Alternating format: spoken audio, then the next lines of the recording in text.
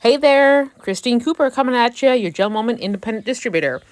So today I'm going to show you how to do a successful GelMoment application for a good manicure that lasts up to 14 days. The first step is to shape your nails. Best practice is to not seesaw with a nail file. You want to try and file in the direction of growth. So you'll see on both sides of my nail, I'm going in opposite directions, and then the tips trying to go in one direction. You'll also want to push back any cuticles. It's easier to do this after you've had a shower and they're soft, but the main thing is you don't want to go cutting your cuticles, which I used to do, because that can actually cause them to be more calloused and grow back thicker, creating more of a problem with your cuticles. So any cuticles or any of the eponychium, which is the dead cuticle that grows onto your nail plate, you'll want to push that back. But again, if you can do this as you get out of the shower, it is so much easier. So we'll want to do that so that we have more room for our polish and a cleaner polish application. So the next step that we'll do is to buff our nail plates. Now the GelMoment instructions say to do this every manicure. I would caution against that. So I only buff every 3 to 4 manis because it can actually take some of your nail plate off. So you'll see here I started to buff. You'll buff lightly. You don't want to get a shine. What I do instead is use the bamboo brush from GelMoment, and I use some Blue Dawn dish soap. I just put some on, even without water, and I scrub my nails even on the undersides to try and get all those excess oils off, because I have oily nails. So if I do not do this, I find that my manicure does not last as long. So I do that, and then I just go rinse them with water, just wash the soap off. So it's really easy, and it has saved or has helped my manicure last much longer. So you see here, I'm just really scrubbing those nail oils off. I rinse them off, and now I'm going to take the nail cleansers.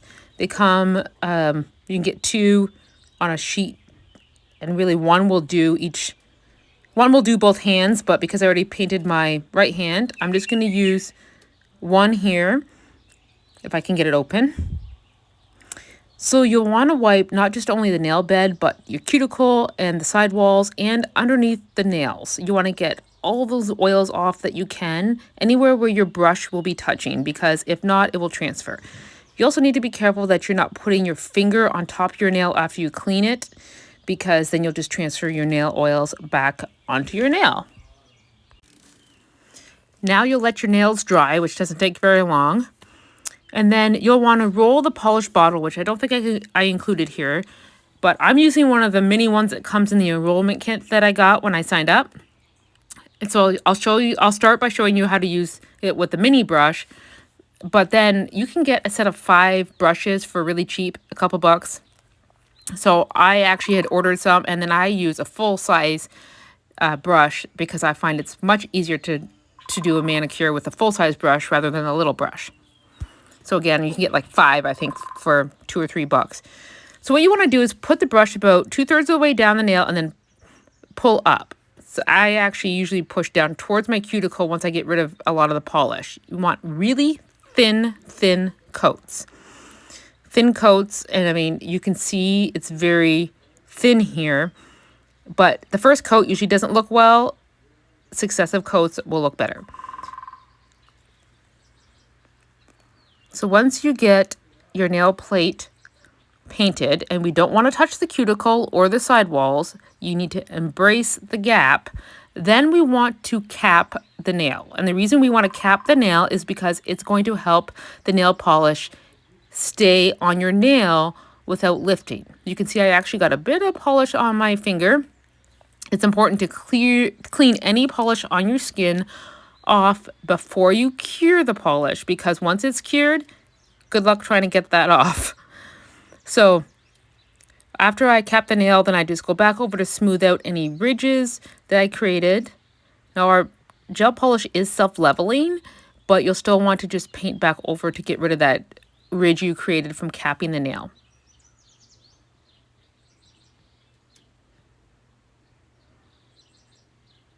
So I use a makeup brush actually, which you can see that's what I'm doing, and I clean the polish off. It's just a little angled makeup brush I got at Walmart.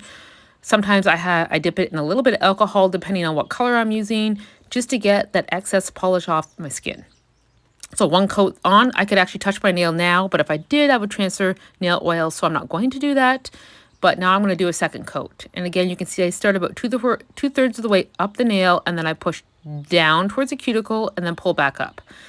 And that's the best way so that you're not flooding your nail. You do not want to flood your nail with polish or put too much on, because if it's too thick, it will not cure properly and will lift prematurely.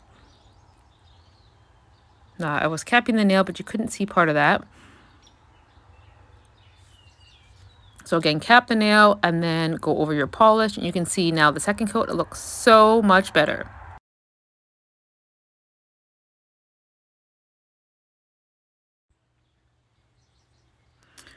Then we'll cure and make sure we don't have any polish on our skin. If so, use a Q-tip or brush or something to get that off. And then we'll cure the nail again. 45 seconds in this 4-finger lamp or 60 seconds in the 2-finger lamp.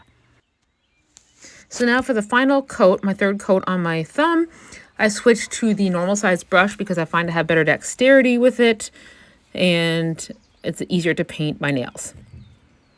We're going to cap the nail again. We want to cap every single coat because that adds to the longevity of your manicure.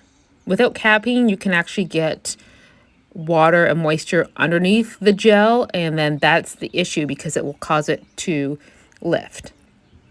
So we'll always want to cap every coat.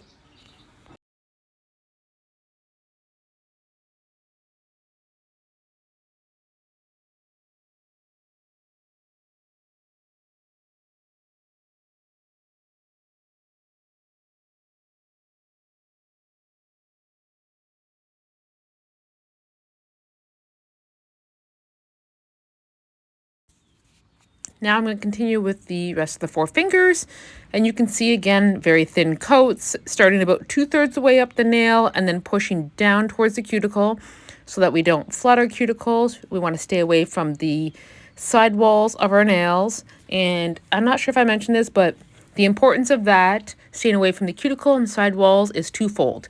One, if you get it too close to your cuticle as your nails grow, you will have a lip because it had touched the cuticle, and then you have that lip that actually will allow moisture in, and it allows us to pick at it because we can feel it. So then it won't last as long. Secondly, any gel polish is made of HEMA and DiHEMA molecules. DiHEMA is larger than HEMA, but both of them, if they get on the skin routinely, can cause allergies. GelMoment's polish only has DiHEMA, so it's a larger molecule, but you want to make sure you keep that off of your skin because over time, regardless of what brand of gel polish, you can develop a sensitivity or an allergy if you have repeated exposure on skin. On your nail plate, it's fine, and once it's dry, it's fine. It's just while it's wet. So best practice is to avoid getting it close to your cuticles and the sidewall so that we do not have any exposure and we limit the ability to have or to develop an allergy. Again, we're going to cap each coat and then cure. So I usually do my thumb as one nail, and then I do 2 fingers if I'm using my 2-finger lamp, or 4 fingers if I'm using my 4-finger lamp. Now, when I was brand new to this and I was really bad at painting my nails, sometimes I found I could only do 1 or 2 at a time because I was getting it everywhere. Now I'm getting a lot better where I'm not touching everything.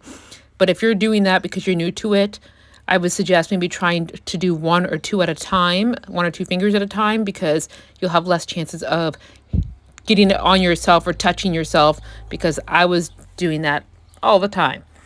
But practice makes perfect. So I'm going to speed the video up here because you get the idea. Depending on the color will determine how many coats you need to do. There's some colors I've only had to do 1 coat, and some 2 or 3, even 4 on some of the very translucent colors. There's a trick or tip you can do is to paint like a white underneath some of the more translucent colors. So then the color pops more and you don't have to do as many coats to get that nice full color. So I've done 3 coats of Seaside Sundae on all my nails, and I'm pretty happy with how they look. I hope you enjoy your GelMoment manicures as much as I do. Have a great day.